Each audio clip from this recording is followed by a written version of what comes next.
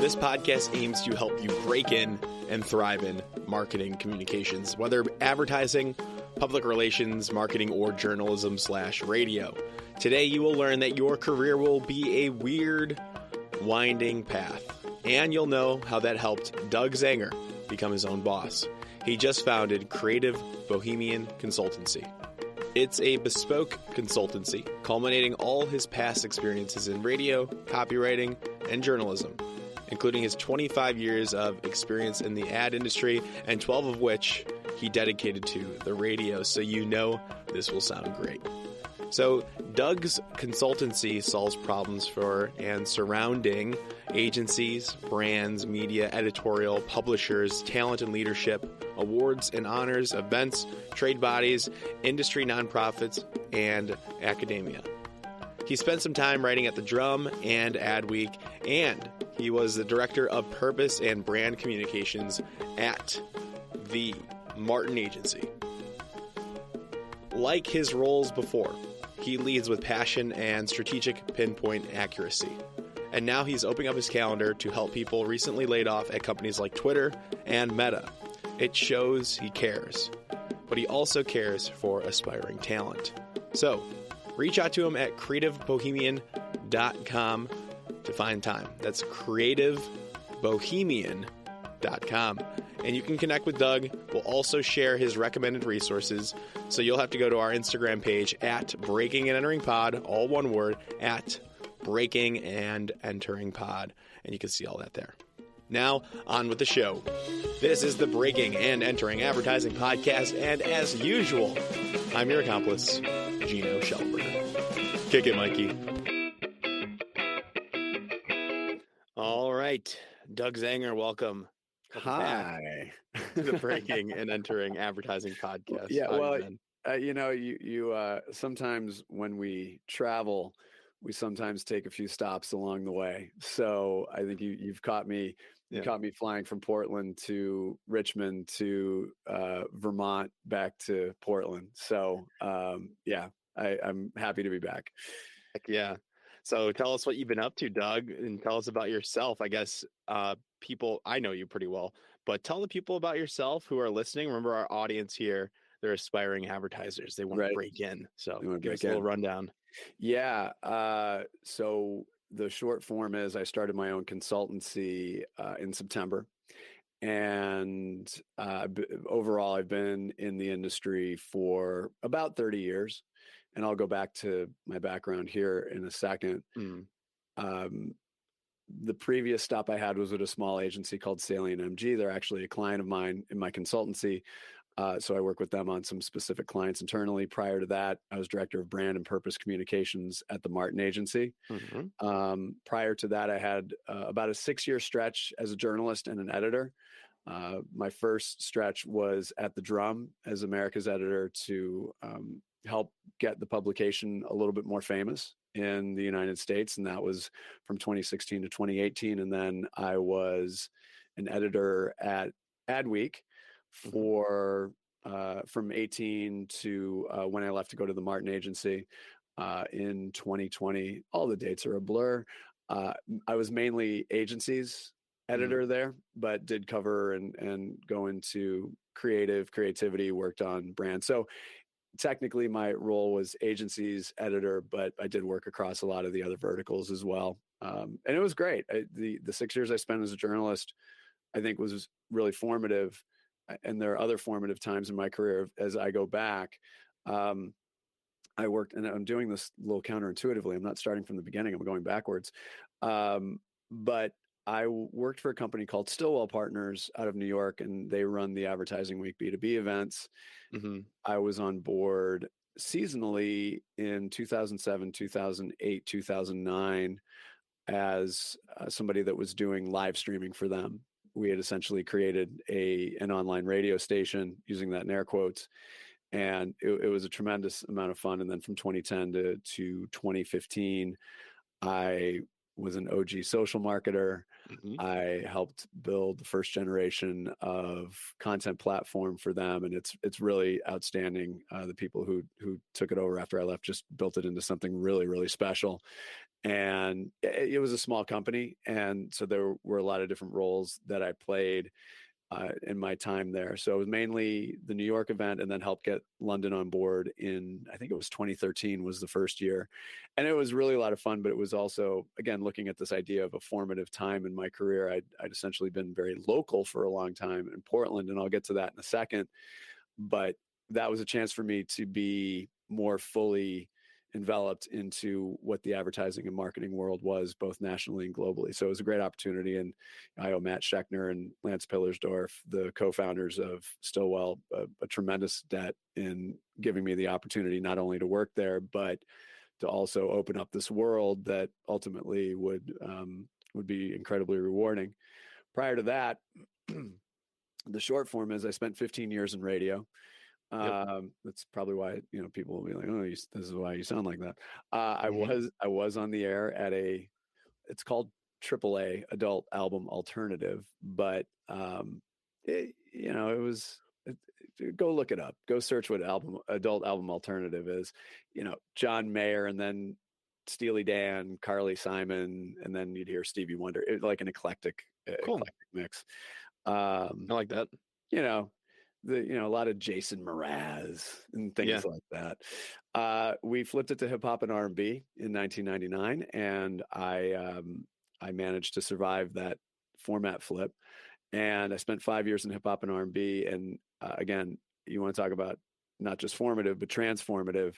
I started as, again, there are a lot of stories behind this, but the short form of it is I ran a street team for 6 months. And then I became a morning show producer because this guy named Ebro, who was at Hot 97 and Apple Music, gave me my first legitimate shot. And I know we'll probably talk a little bit about that, but working in an incredibly diverse team and crew, which really hardwired in my mind and in my heart the importance of diversity, inclusion, and equality. And so that was something that was burned into me early.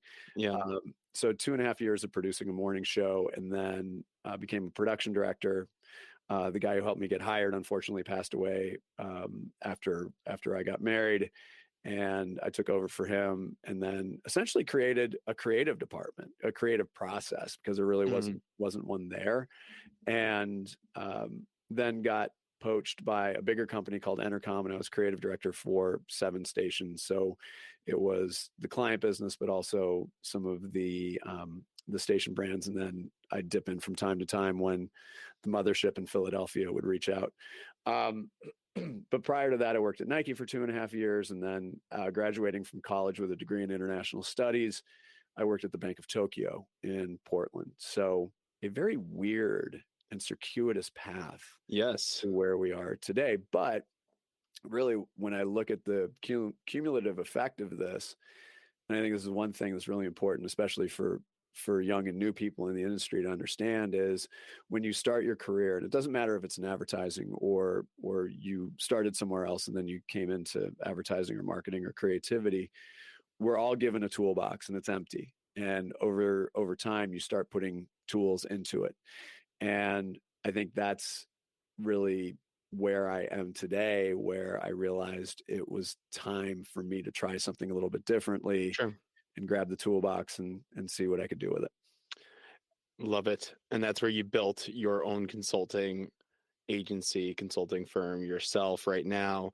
So tell us what you're doing right now with Creative Bohemian. Did I say that correctly? Yeah. Creative Bohemian. Tell us, like, what's the vision for it? What's the goal? You started this about 3 months ago. Am I correct on that? Yep. Yeah. Started in September, and I think part of it was personal. I mean, it really was. The agency that I was at, Salient MG, and again, they are a client, and just ended up on Adweek's fastest growing agencies list. Nice. So yeah, and I'm constantly amazed at what this team does for clients. So essentially, that agency works with Series A and B startups, and they're very, very good at a lot of things. And I think that, where I was just wanting to be able to spend a little more time. My kids are a little bit older, Mm-hmm. and the founder, Mac McKelvey, I've known her for 12 going on 13 years, and she's, really built a great business. And I think we realized that this was my priority at the moment, was not really pulling back, but shifting into an area where I could just have a little bit more time to explore some other things. And Sure. she was nothing but just amazing about, number one, understanding that, but also understanding that I still have something to contribute to a few of the clients internally, and working with the teams internally. So I think ultimately that was part of the spark. Again, also just understanding that, here I am coming up on 30 years. I think there were some things that I wanted to try and wanted to explore. And I think, Gino, you've known me long enough, and one of the biggest ethos for me is that I really genuinely believe in this idea of being of service to as many people as possible. And I Yep. think that, even though I was at Salient, even though I was at the Martin Agency, and they were great, and the Martin Agency took really great care of me, and we did some really remarkable things together. I think that I prefer to be more in the middle, and I think that's what suited me really well as a journalist, because I could be in the middle of the industry and be of service. And sometimes Mm-hmm. those stories were tough to tell, because your number one role as a journalist is to hold power to account. And even though it's trade journalism, there were still some tough stories that we would chase down and tough stories that we would have to tell, but it's all within this idea of being of service. And so that's something that definitely at Stillwell Partners I felt for sure, because again, I was in the middle of it, and these major brands and big agencies, and just people just coming at you in all these different directions, and there was a certain energy to it. And and again, the Martin Agency was fantastic. They were so good, and Salient continues to be really good. But I think that I just wanted to put myself in a position where I could be of more service. So the agency, or the consultancy, rather, it's not really an agency. I mean, it's labels, right? Sure. Agency, consultancy, whatever you want to call it. Okay. The idea behind it is to work more horizontally and less vertically, because I think that as a professional, and Gino, you would run through the same thing. These are the skills that I have. These are the things that I do. And that becomes a menu of sorts. Where I prefer to look at it is horizontally, and spending time up front and learning what an agency or a brand or an organization's business challenges or problems are. And that's something that's endemic and classic in this industry, and has been for a long time. And I do believe that is something that is still relevant and will continue to be relevant. That's what we are in the business of doing. And the way that I'm looking at it is less, less about filling a specific need, but assessing what the overall need is, and then determining where I can fit in.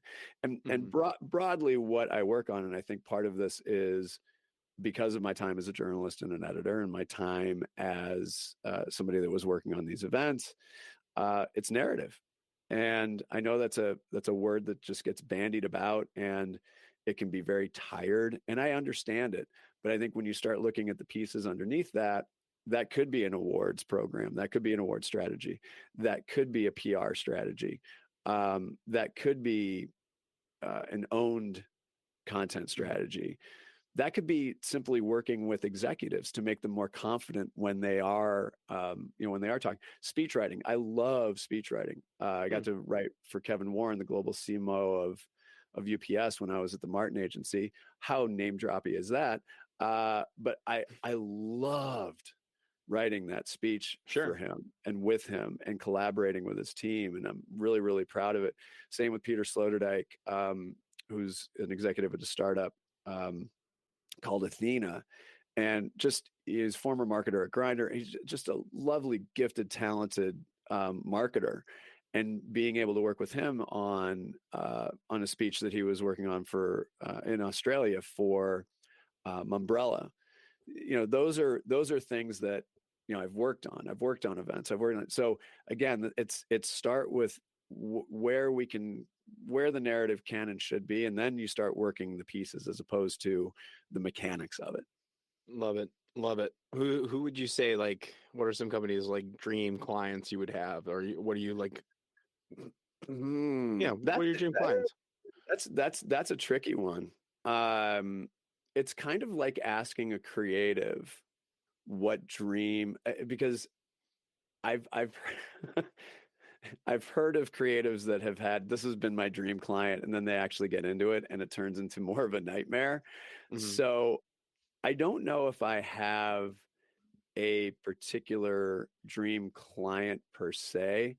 I think that what I really care about are people that can be additive to this industry.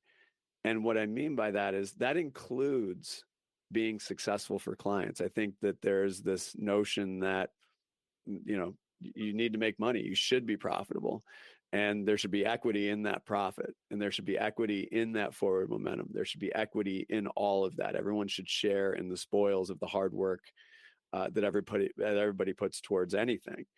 Um, so I think more categories, I would say, I mean, I love travel. I think it's just things that endemically I like sports and things like that. But then again, I think that some of the most surprising things in my career have been interacting with people that maybe I didn't know that much about, or a part of the industry that I may know a tiny bit about, but maybe I can learn more about it. So I think it more comes down to the people and less, um, a signature type of client. I think there is cachet in that, sure, absolutely. And as you're trying to build a business, to be able to say that you've helped navigate narrative in a successful way for a major brand or technology company or whatever, there's certainly cachet to that. But again, I'm only 3 months into this, Sure. and I think the better question will be ask me that maybe in a year, and Okay. I can probably give you a better answer on that. Gotcha. So I'm interested, like, this idea of brand narrative, brand purpose in Mhm. general.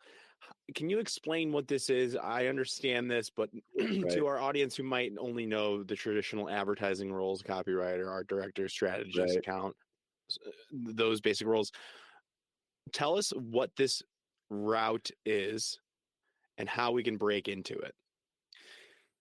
Yeah. So that's a long and twisty road. I think that the Let's way, start with defining what this category of marketing what is. purpose, just Yeah. purpose in general. Yeah, there are a couple of ways to cut it. I think that there's this idea of brand purpose, and largely it's performative right now. It's, we're going to do this for this a month or this event, or I think that there's confusion as to what brand purpose I think really means. And you look at somebody, following like an Afdel Aziz, good as the new cool. I would strongly recommend people follow him. Thomas Kolster, Mr. Goodvertising, he's out of Copenhagen in Denmark. He's long, talked about this. There's sites like Springwise that show more purpose-led technologies and discoveries. It's really a very interesting place to go to see where people's thinking are. I think that there are certain ideas around what brand purpose is, and then there's the practical application of it. Again, we talk about it being somewhat performative. There are frameworks that can help see it forward. So many years ago, and it's still, I think, being used today, this theory of triple bottom line, which is people, profit, planet. And that was essentially this idea of that you can be profitable, but make sure you're taking care of your people and taking care of the planet. So, a decent construct. Extrapolating that a little bit, I would encourage people to look at the United Nations Sustainable Development Goals, because that's a framework in which uh, in which there are specific goals and under 17 different categories. Unilever, when Paul Pullman was CEO, um, it really made an effort. They had something called the Sustainable Living Program, or Sustainable Living Plan, rather. And they worked hard they use the SDGs, as they're called, in this framework of trying to build momentum and forward momentum. In some ways, they did really well. In other ways, they didn't do very well, but they were very transparent about all of it. So even if they didn't succeed, they were at least trying to proceed and make progress. And I think that purpose is less of what you see and it's more of what you experience with a brand. So Patagonia is probably the best example of that. And that's the one that keeps coming up again and again and again. But there's also a bunch of yeah buts. And Ben and Jerry's often held up as a beacon of brand purpose. Yeah, but it's all this added sugar if you're diabetic. And it was one thing. I was pre-diabetic for a while, and I was like, oh, Ben & Jerry's is on sale, and I'm looking at it going, nah, I don't think I'm going to do that. Yeah. The issues that they had with Israel a couple of years ago, and so no company is going to be perfect, but it's consistent demonstration of doing the right thing. And as Deb Morrison at the University of Oregon says, the idea is what can you do as a company to do no harm? And again, the idea behind this is not to not be profitable. But where we are right now is, for years and for decades, there's something that's been called shareholder primacy. And this started in the 1980s. In the 50s, let me go back even a little bit further. And Robert Reich, the former Secretary of Labor under Clinton, I think it was, he teaches at Cal. And I would recommend people go to his YouTube channel just to get a little taste of what what he's doing. But he was giving a presentation to his class at Cal at Berkeley, and he had talked about in the 50s that corporations were set up, number one, to make profit, but also to be of community benefit. So the idea was that, yes, we are going to be profitable, but we're also going to be a big part of this community, and we are going to demonstrate that. And in the 80s, that's when people like Carl Icahn came in, and these were the corporate raiders that came in and said, we are going to grab these companies, we're going to strip them down and sell them for parts, and we're going to lay everybody off, Elon. LOL. Elon. And Meta's supposed to be doing a bunch of layoffs too. It's all a thing. But anyway, that was the beginning of shareholder primacy. Now, there's another school of thought, which is stakeholder primacy. So this is where consumers have more of a voice. They're going to be more critical of brands. They're going to be more critical of advertisers. They're going to start making choices related to that. And the data's lagged a little bit on whether or not brand purpose actually matters to the bottom line of a brand. Unilever's pulled back from it a little bit with the new leadership. But the former P&G marketer, Jim Stengel, I would also recommend people go to see what he's doing, because he's working on consistently getting data that points to brand purpose having a net positive effect on profitability. So where we are right now is this very brackish water of shareholder primacy, but also stakeholder primacy. And I'd mentioned that speech that I wrote for Kevin Warren. One of the things that he and I talked about, and it was something that that we discussed, is this is the big squeeze right now, because you have shareholder demands that are pressing from above, and then you have stakeholder demand pressing from below. So now, how do you navigate that as a brand? How do you navigate that as a marketer? How do you navigate that in the C-suite as the CEO? And so that's where we are right now. And again, it's not a perfect science, nor is it a perfect narrative right now. But companies that can continue to demonstrate that, I think, will long-term, and the thing about purpose, it's long-term. Sure. You're starting to see companies become B Corp certified. Yep. That's another important piece of it. So there are these disparate pieces that are now coming into a lot more focus, and there's more attention being paid to that. One of my colleagues at Adweek, Katie Lundstrom, does a remarkable job on sustainability reporting. I would encourage people to read what she does. The Guardian does great work there as well. So as it relates to brand and purpose, it's changing, but it takes a lot of effort and it takes a lot of will from the C-suite, and it remains to be seen how that will manifest itself. It's definitely not a short-term thing. Gotcha. Thank you for that. Now, if somebody's interested and they're like, okay, I want to learn more, I want to maybe do this for my career, how can they start off? Where do they start? Is this later in their career? What's the situation for those that want to dive in?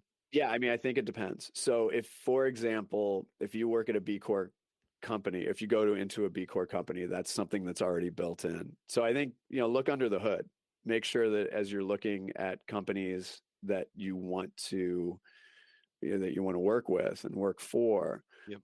Make sure that you're looking under the hood. Look at, look at their public reporting. Look at, if it's a public company, look at what their commitment is. Look at what they're demonstrating outside of just proclamations. Really dig into it as best you can. And part of this is by feel. If you feel like you really want to do something in this space, then you can start at a smaller company, or you could go in working in, so a company like HP, for example, I think they do a remarkable job in sustainability, and I think they do a remarkable job in purpose. And that's a company that even in the marketing function, I know that if I were starting out in my career, I would feel pretty good about going into that company. HP. HP, yeah. Okay. Another thing, and I'm really not trying to sell it here. I just happen to be on the advisory board and in the adjunct pool at the University of Oregon. But you could look at the master's degree in advertising and brand responsibility program at the University of Oregon. That's a 1-year program. It's not a 2-year program. And it is in, I believe it's in its 6th year. And it really gives you the skinny on what companies are doing. It's really good training. I've taught a couple of classes in the program, and the faculty is just outstanding. It really, really is. So if you're, and again, I'm not trying to sell it. I'm not trying to sell more student debt. I'm not trying to sell any of that. But if it's an option that people are looking for, I would look at that. There are other programs that you can look at. I believe Kellogg at Northwestern has a good program. You can look around and generally find practitioners in the space. Mm-hmm. This is the only like big program that I know of that has a history and a heritage, but it's worth taking a look at that. I might butcher her name. Mercedes Heredia Ferran. Do you know her? She's a student of the program. A couple of years ago, February 2021, she reached out to me. She said she was doing that program. So there's a student that reached out and seems to be working in strategy at 72 and Sunny. So that's doesn't get much better than that. I think I am familiar with her. Yes. Okay. Cool. Shout out to the MABR, Masters of Advertising. Yeah. So people have gone through. So Alex Forsyth, the center for the University of Oregon Ducks, he's in the program. Oh, heck yeah. I mean, they take it seriously. Kayvon Thibodeau was part of the School of Journalism and Communications, but again, I'm not trying to make this a sales pitch for the University of Oregon, but please come visit.